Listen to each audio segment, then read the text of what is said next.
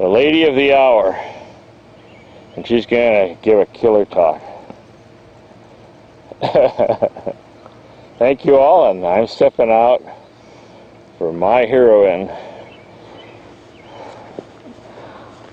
Okay, Roland said that it was a hectic weekend, but what I remember is when I was a little girl, my grandfather told us that if we could put salt on the tail of a bird, we could catch it. So he gave us salt shakers, and my brother and I would run around like idiots trying to put salt on the tail of the birds. Now that was hectic.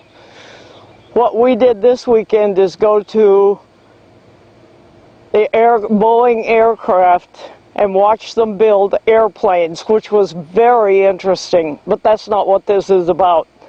I'm supposed to tell you the story of when I was a little girl. My brother and I were the same age. We're not twins, but there's only a couple of months, a year and a couple of months between our ages. And we lived so far out in the country that we were best friends because there was nobody else to play with. Our nearest neighbor was 7 miles away. My grandfather was a wonderful man, and he told us a lot of things. One of the things he told us was if we killed a snake and threw it over a barbed wire fence and it landed belly up, it would rain. Well, it was Grandpa, of course. He never fibbed, and he never stretched the truth. He told us, and of course it would happen.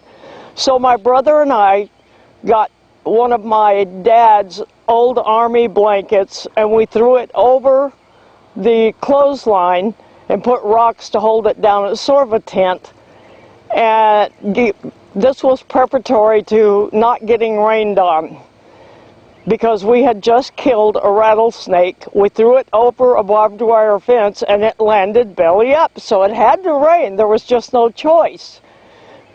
And the sky was absolutely clear. There wasn't a cloud anywhere, not even the suggestion of a cloud.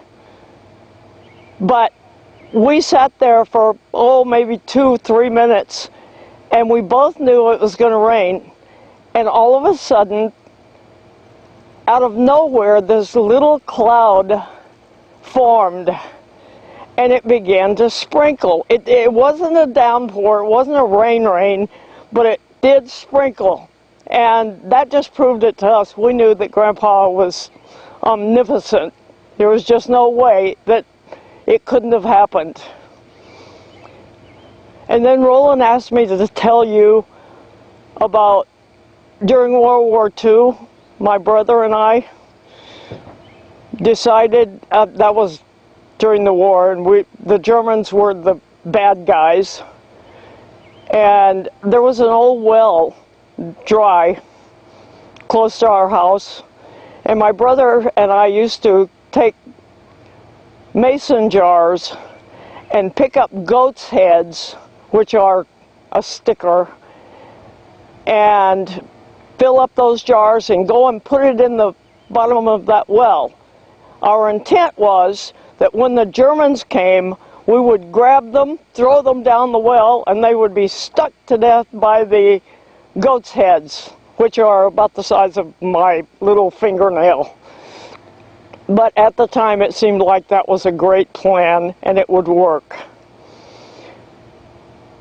There's something else I'm supposed to tell you, and I can't remember what it is.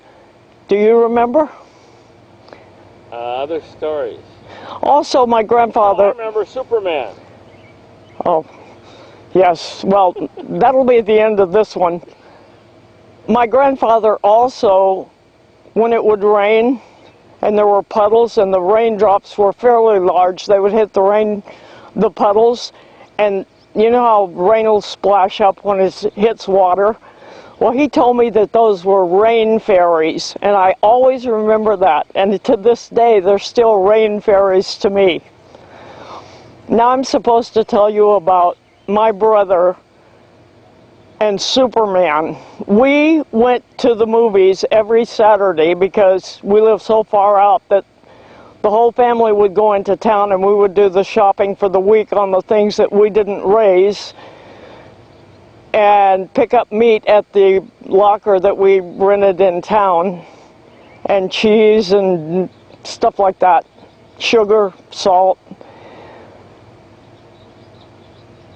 And Mother, because we were really busy kids, would put us in the movie theater because you could see a movie then for 10 cents. And it had a full-length film, usually a serial, and 3 cartoons. So we had our day filled up. And Mother could do her stuff without a bunch of kids tagging along behind her, causing trouble.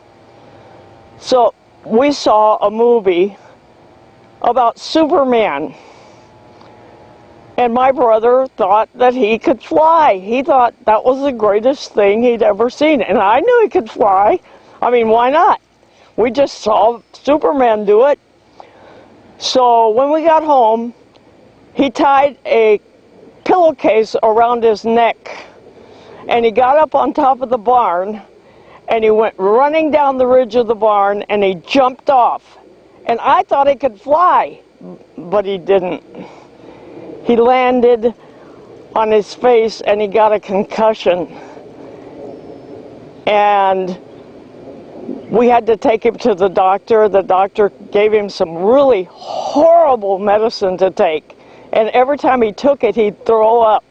So to keep him from throwing up, I took the medicine for him, knowing that that would make him better. And he did, he got better. But he still to this day has a scar. Well, not now, he's dead now, but not because he jumps off the barn, he died. He had a scar under his chin from being Superman. And that was it.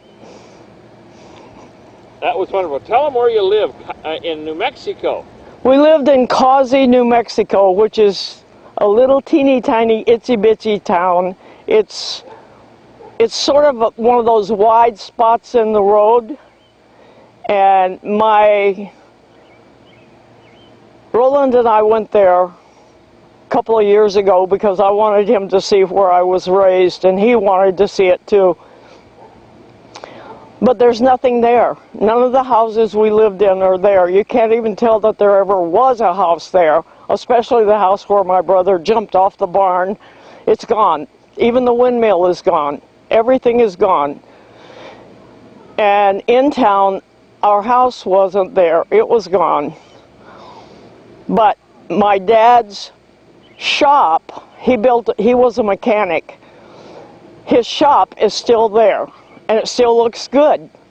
I don't know what's in it now, but at the time it was the local garage that fixed all the cars.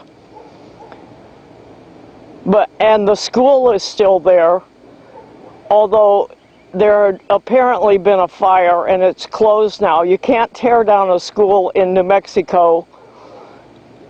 You can abandon it, but you can't tear down the building. So the building is still there, and we went up to the building and peeped in the windows, and I saw my 2nd grade classroom. I saw the desks were still there, the blackboard was there. The reason I remember it is the first green chalkboard that I had ever seen.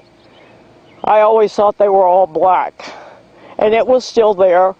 The cards that they had around the top of the chalkboards for the alphabet were still up. It was like the floor was gone, the ceiling was gone, the walls were still there, the desks were there. It was very wonderful. It was a wonderful experience. I didn't expect that at all. I thought everything would be gone because every place I live was gone. But Roland got to see it, and I got to see it. And it was almost like being there again when I was little. And that was my growing up.